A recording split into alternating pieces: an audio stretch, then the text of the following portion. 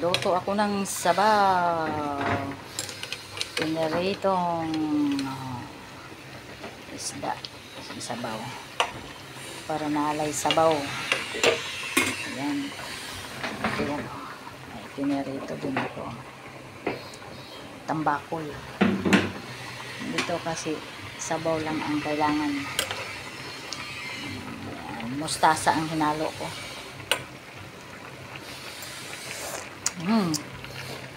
Okay na. Yummy na ang aking sabaw.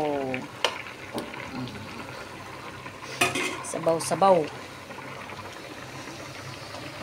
Lagyan ko ng asin ang aking sabaw. Kulang ng kunting alat.